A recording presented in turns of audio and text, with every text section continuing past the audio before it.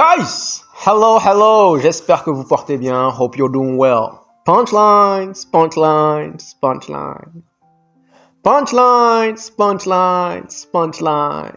Certes, en ce moment c'est chaotique sur le terrain. En revanche, en dehors du terrain,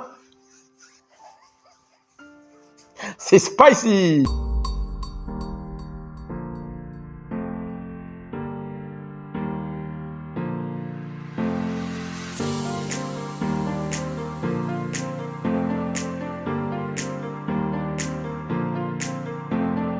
Guys, dans cette conférence de presse de Rubena, je vous dirais qu'il y a 3 points qui ont attiré mon attention. Et bien évidemment, comme à l'accoutumée, nous allons essayer de décortiquer ensemble ces points.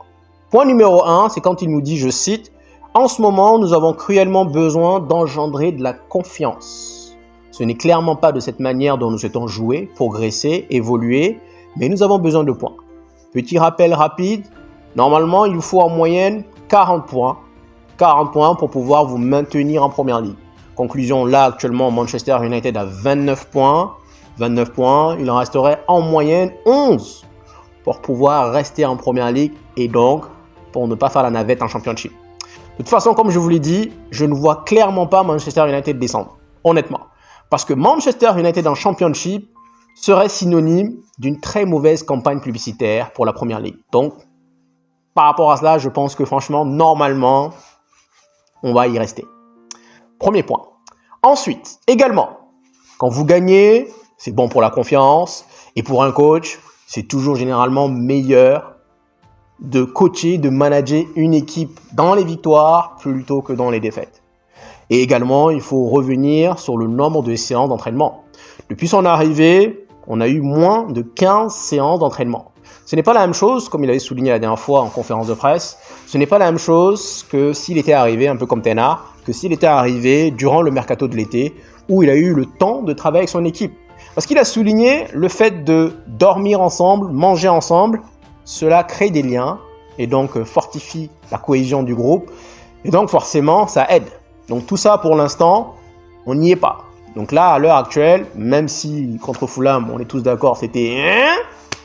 Mais à l'heure actuelle, on est en mode survie. Donc, quelque part, je vous dirais, je suis d'accord avec lui. Ça, c'est la première chose. La deuxième chose qu'il a dite également, c'est... On lui a souhaité joyeux anniversaire en avance, parce qu'aujourd'hui, en effet, c'est son anniversaire. Il a 40 ans. Donc aujourd'hui, nous sommes le 27 janvier. Il a 40 ans. Et là, il dit, franchement, j'ai l'impression d'avoir 50. Pourquoi ? Parce que 2 mois à Manchester United, tu prends 10 ans. Qu'est-ce que cela voudrait dire, ça ? Ça veut dire que c'est dur. Cela voudrait dire que je suis avec des Tinky Winky, des Dipsy. Cela voudrait dire que je suis en train d'expliquer mais ils comprennent rien. Je suis passé de 40 ans à 50 ans en 2 mois. En réalité, guys, on l'a tous vu. La photo de Van Gaal, quand il est arrivé en mode tout sourire. 2 mois, 3 mois, 4 mois plus tard, on le voit. La photo de Mourinho, la photo de Moyes, la photo de Ten Hag, la photo de Ole. Tous ces managers-là, il y a toujours before and after.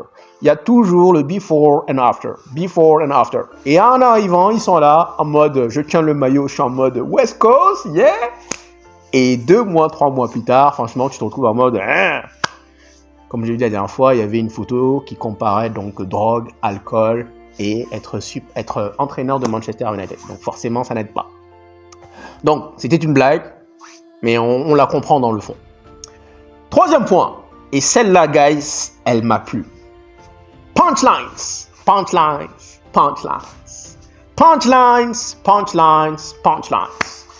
On lui a demandé le pourquoi encore une fois, une énième fois. Je crois, honnêtement, dans ce mois de janvier, je crois, blague à part, que c'est au moins la 20e, voire la 30e fois qu'on lui redemande encore et encore le cas Marcus Rashford. Et là, je me dis, punchlines. Vraiment punchlines. Il a dit, c'est toujours la même chose. Je vois ce qui se passe à l'entraînement et après je décide. Mais actuellement, honnêtement, vu les efforts fournis par le joueur, donc on parle de Rashford bien évidemment, vu les efforts fournis par le joueur, je préférais mettre Vital.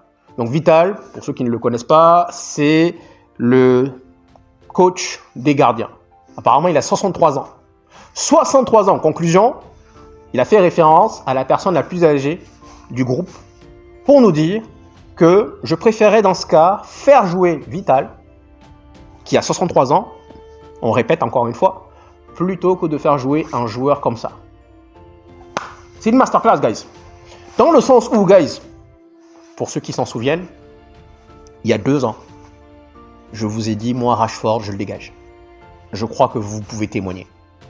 Il y a 2 ans, durant, il avait fini de marquer ses 30 buts. Donc, lors de la deuxième saison de Ten Hag, il avait fini de marquer ses 30 buts.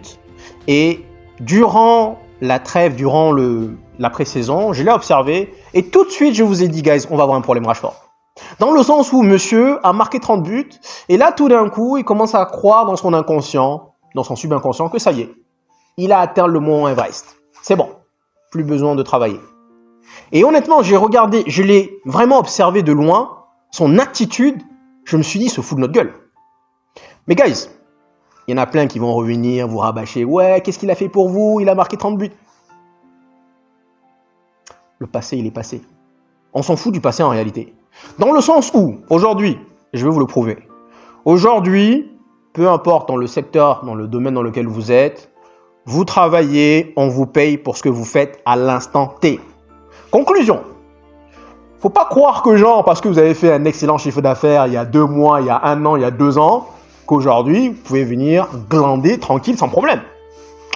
Ça marche pas comme ça. Je te paye à l'instant T, tu dois produire à l'instant T, tout simplement. Si je te payais pour il y a 2 ans, ok, mais là, je continue à te payer, il est normal que tu sois productif encore et encore. Mais guys, en gros, toi, et je vais vous le prouver rapidement, on te dit, c'est pas assez bon, on t'écarte du groupe, tout de suite, ah, il me faut un nouveau challenge. C'est quoi cette mentalité de tocard? C'est une mentalité de tocard. Et il n'y a pas que lui qui avait été écarté. Rashford a été écarté, Garnacho a été écarté. Depuis lors, Garnacho est revenu, il a réintégré l'équipe et il est peut-être sur le point de repartir. Mais donc, conclusion, il y en a un qui a fait whoop, il s'est tué et il a commencé à bosser. Et il y en a un autre qui s'est dit, je suis la star du club, il est inconcevable que moi je sois sur le banc. Et également, Casemiro, on est d'accord, il n'en veut pas. Anthony également, il n'en veut pas. Mais pourtant, ces deux-là se retrouvaient systématiquement sur le banc. Même s'ils ne rentraient pas. C'est vrai qu'ils ne rentraient pas. Mais ils sont sur le banc. Mais il y en a un,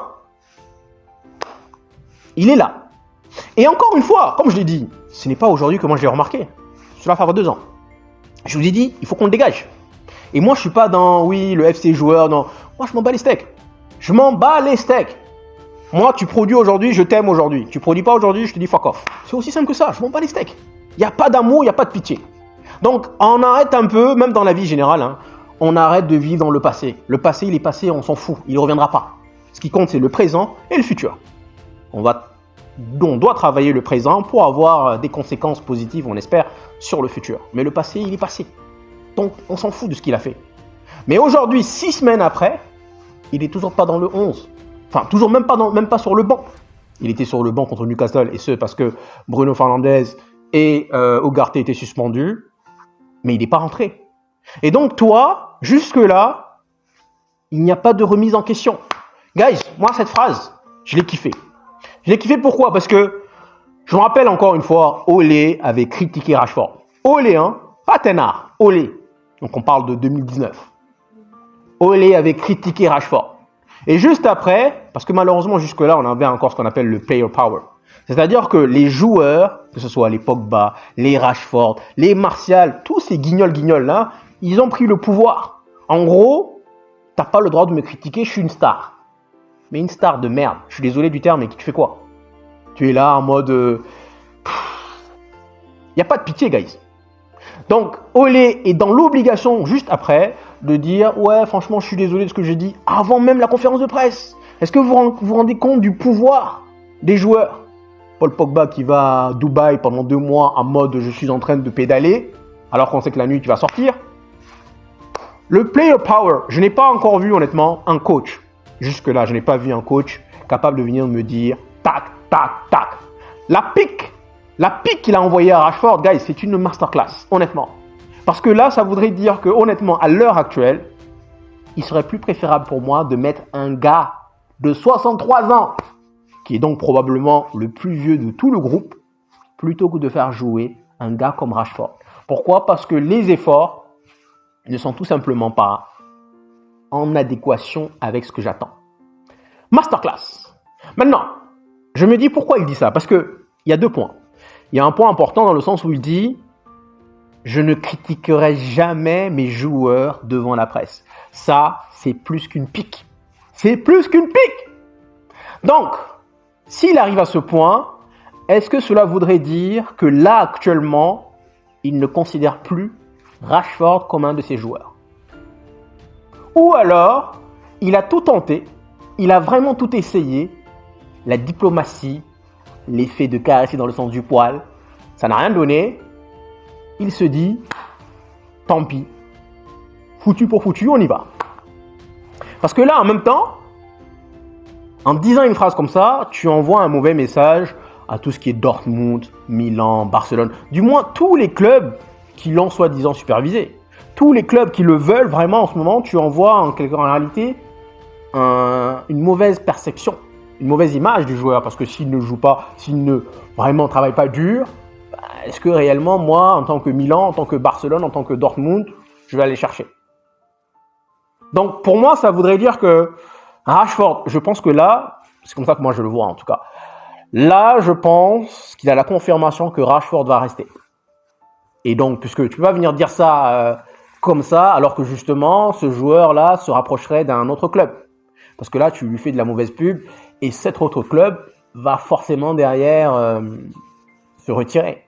Donc pour moi, là, c'est parce qu'il a la confirmation que Rashford va rester, il va aller nulle part, et donc, il lui dit, écoute, réveille-toi. Parce qu'en plus, d'ailleurs, il rajoute une phrase importante, il dit, on voit clairement qu'en fin de match, nous manquions de pace, de vitesse, pour mentionner Rashford. Mais je préférais partir comme ça, plutôt que de l'intégrer. Tant qu'on voit le message, ça sera comme ça. Je ne changerai pas. Il y a un point, pourquoi je suis content dans le sens où, parce que, pour moi, c'est aussi également une manière de défier son board.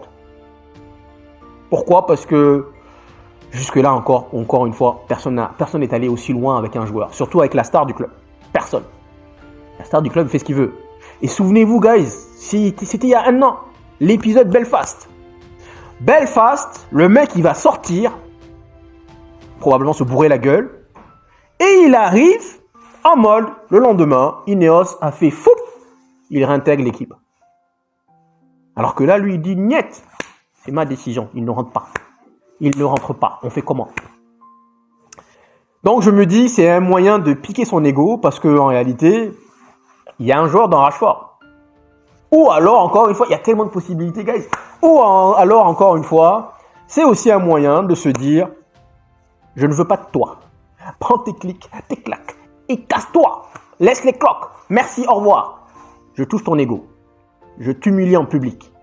Donc, toutes les possibilités sont à prendre. Soit c'est parce qu'il reste et parce qu'il veut vraiment un impact. Mais encore une fois, il a dit, je ne critique pas mes joueurs. Donc là, pour moi, il ne considère plus que c'est un joueur. Bref, il y a tellement de possibilités. Mais en tout cas, guys, moi, je vous dis, cette phrase-là, selon moi, c'était une punchline. Et j'ai kiffé. Parce que je sais qu'il y en a plein qui disent, ouais, Rashford. Moi, je suis d'accord avec lui à 10 milliards de pourcents. Pas 100%, pas 1000%, à 10 milliards de pourcents. Rashford, guys, est le plus gros salaire du club. Partout où tu pars, quand tu es censé être le plus gros salaire du club, tu es censé prouver sur le terrain. Quand Ronaldo arrive voir le Real en disant « je veux une augmentation », c'est parce que chaque match, il est là. Quand Messi revenait à son tour pour lui dire « je veux une augmentation », c'est parce que chaque match, il est là. On sait qu'on peut compter sur toi. C'est pas genre une saison, je vais marquer 2 buts, je vais marquer 5 buts et ensuite, 30 buts et ensuite, Il n'est pas ambitieux. Il n'a pas faim. Je suis désolé, Rashford. Et je répète, moi, Rashford, je l'ai beaucoup aimé. J'ai beaucoup célébré, c'est un joueur que j'aimais beaucoup. Mais encore une fois, je vous ai dit, je ne suis pas FC joueur. À l'instant T, je t'aime. À l'instant T, je te déteste. Mais en maintenant, du fait que tu sois le plus gros salaire du club, il y a un minimum requis que tu dois avoir. Un minimum. de venir te permettre, soi-disant, tu vas te la couler douce, il en est hors de question. Tu as le plus gros salaire, et ça c'est partout pareil. À partir du moment où vous avez le plus gros salaire de l'entreprise, vous devez prouver. Vous devez prouver chaque jour, continuellement, le pourquoi vous êtes le plus gros salaire du club. Tout simplement, guys. Nous arrivons maintenant à la punchline numéro 2. Punchline, punchline, punchline. Hier, bien évidemment, on l'a tous vu, Jim Ratcliffe était présent à Craven Cottage, donc à Fulham. Les fans de Manchester United qui étaient présents, les fans extérieurs, ont chanté longuement, je cite, « You are a disgrace, you are sleeping with the Glazers, get out of my club ». Traduction, vous êtes une honte, vous collaborez avec les Glazers, dégagez de notre club. Franchement, guys, masterclass. Vous savez, on dit souvent que les fans extérieurs de Manchester United, ce sont les meilleurs. Et en réalité, c'est vrai. Systématiquement, à l'extérieur, on entend ces fans. Ils sont bruyants. Ils sont là. Ils supportent l'équipe. Ils sont là. Et ils traversent tout le pays. Que ce soit vraiment national ou vraiment à l'international, ils sont toujours là. Et ils ont vu Jim Ratcliffe. Ils ont voulu lui faire passer un message. En lui disant, tu es une honte. Tu collabores avec les Glazers et dégage notre club. Mais gars, il y a mieux. Alors que Jim Ratcliffe quittait tranquillement Craven Cottage, rejoindre soigneusement sa voiture, il a été interpellé par des fans qui lui ont dit cette fois-ci, je cite, « 66 pounds, are you kidding? Fuck off, fuck you Ratcliffe ». Ce ne sont pas mes mots, hein, guys. Ce sont les mots des supporters qui sont énervés. Bien évidemment, ça voudrait dire 66 livres, vous êtes vraiment sérieux, allez vous faire. Donc, pourquoi ça me plaît? Déjà, on va essayer de recontextualiser les choses. Ils font bien évidemment référence au prix des billets d'Old Trafford qui ont monté du jour au lendemain. En octobre dernier, encore une fois, c'était 40 livres pour un adulte et 25 livres pour un enfant.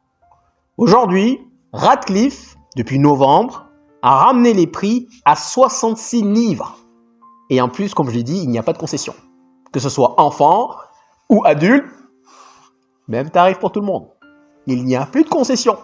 Donc, encore une fois, maintenant, tu vas avec ton enfant, tu payes 133 livres, 134 livres pour vous deux.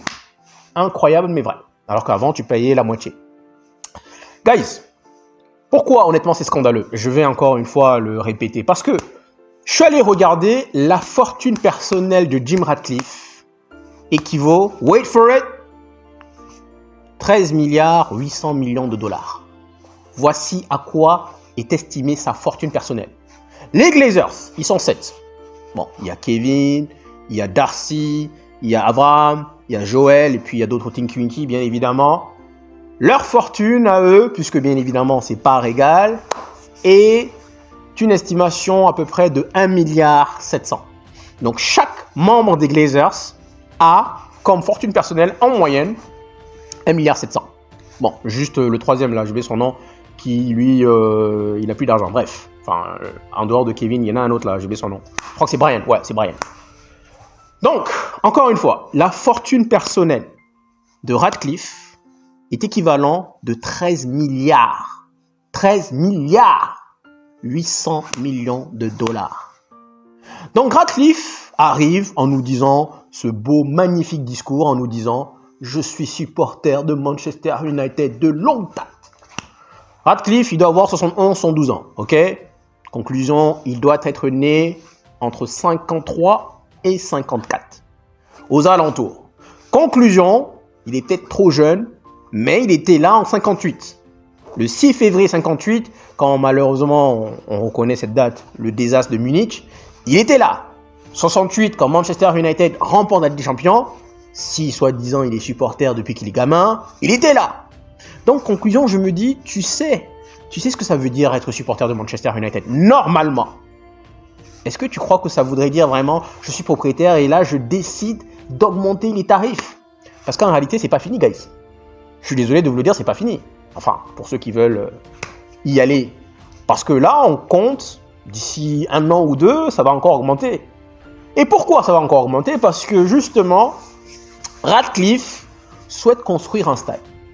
Et bien évidemment, encore une fois, plutôt que d'injecter de l'argent, ce sont les fans qui vont payer. Donc là, en réalité, il est en train de... Déjà, on est passé de 40 à 66, justement pour pouvoir un peu effacer un peu le reliquat des Glazers. Mais également, maintenant, derrière, il va soutirer de l'argent aux fans pour leur faire payer, malheureusement, le nouveau stade. Donc oui, franchement, encore une fois, quand je rappelle encore une fois, sa fortune personnelle est équivalent à 13 milliards. Pas 13 millions, hein, 13 milliards. 13 milliards. 13 milliards 800. Guys, si tu es fan du club, je vous jure que demain, si jamais, un jour, dans un monde parallèle, dans un monde bisounours, moi, je détenais 13 milliards en tant que fan, mais vraiment fan du club, vous pensez sincèrement que je vais venir rester et attendre que le club revienne à la surface par magie? 13 milliards. J'ai fait les calculs, guys. J'ai fait les comptes. Il a 13 milliards. Il a 13 milliards. Il a 72 ans. Conclusion. C'est-à-dire que là, il peut se permettre, dire, je vais faire des folies. Tu as 72 ans, 13 milliards, je fais des folies. Pas beaucoup, hein. Allez, enfin, pas beaucoup. Je vous dirais un sixième. On lui demande de prendre, 2 milliards 500. C'est-à-dire que s'il enlève 2 milliards 500 de son argent, 2 milliards 500, guys, 2 milliards 500, il enlève 2 milliards 500 de son argent, il va lui rester encore 11 milliards 300. Il a 72 ans, il a encore le temps. 11 milliards 300. Il enlève 2 milliards 5. Pourquoi? Le premier milliard, malheureusement, c'est pour rembourser la dette que les Glazers nous ont causée. Comme ça, on repart à zéro. Le deuxième milliard, c'est pour le stade. Et les 500, c'est pour injecter de l'argent pour avoir des recrues. 2 milliards 5, c'est tout. Je pense que, guys, honnêtement, chacun d'entre vous, le jour où on est propriétaire et que soi-disant, on a 13 milliards, je sais pas si ça va se passer, bien sûr, c'est dans un monde parallèle, comme j'ai dit, mais si jamais on a 13 milliards, honnêtement, on aime tellement le club, on va pas venir attendre comme ça. On va injecter de l'argent. Donc oui, les fans l'ont agressé. Verbalement, ils ont dit « fuck you »,« fuck off ». Merci. Honnêtement, merci. Franchement, j'aime ça parce que je suis désolé. Je l'ai déjà dit, guys.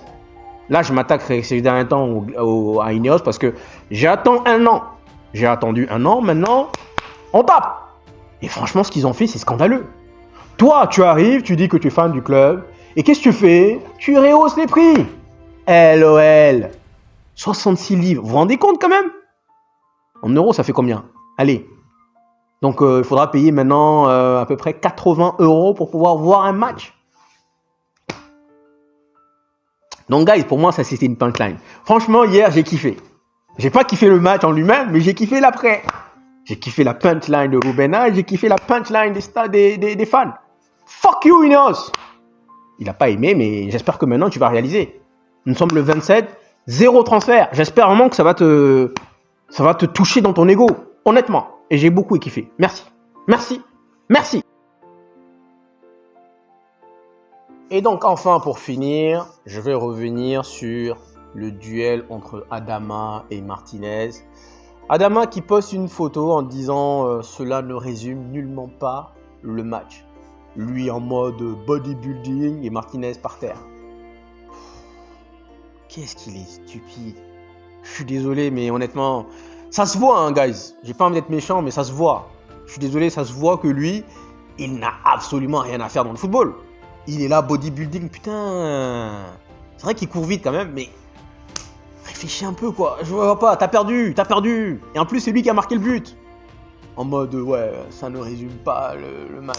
Fuck off, mec. Honnêtement. Ensuite, également, je vais revenir sur les propos de Martinez lors de son interview. On lui a dit « Est-ce que vous êtes content d'avoir marqué ?» Il a répondu, je cite, « On s'en fout de qui a marqué. Ce qui compte, ce sont les 3 points. C'est le mindset, c'est la détermination, c'est la motivation et c'est vraiment la cohésion du groupe. » J'ai vraiment apprécié. Et ensuite, il a fait l'éloge parce qu'il était en compagnie de Collier. Et donc, oui, guys, franchement, encore une fois, on va revenir sur cette action. Collier, il a eu l'intelligence de revenir, parce que c'était pas prémédité, il a eu l'intelligence, à la base il n'était pas là-bas, il a eu l'intelligence de revenir sur la ligne pour enlever ce but. Et quand on écoute Ruben en conférence de presse, il dit, déjà une fois, lors d'un entraînement, il a eu cet état d'esprit d'aller le faire.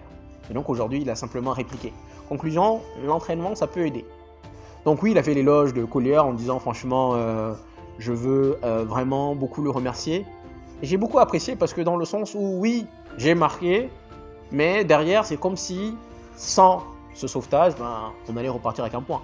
Donc il dit franchement, merci beaucoup à ce joueur qui est très humble, qui bosse beaucoup, qui travaille dur comme fer et il va en être récompensé. Honnêtement, j'ai beaucoup apprécié ces mots, dans le sens où honnêtement, il a parlé de lui en bien. Guys, petite parenthèse, je sais que je le critique. Pour l'instant, je vous ai dit que selon moi, c'est le petit frère de McTominay.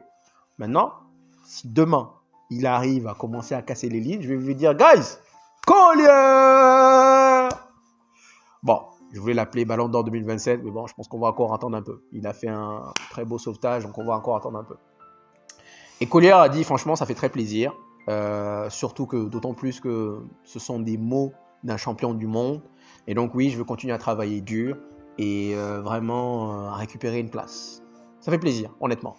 Pendant que d'autres ont été tellement bien payés, comme Rashford, aujourd'hui, ils sont devenus en mode West Coast, d'autres travaillent.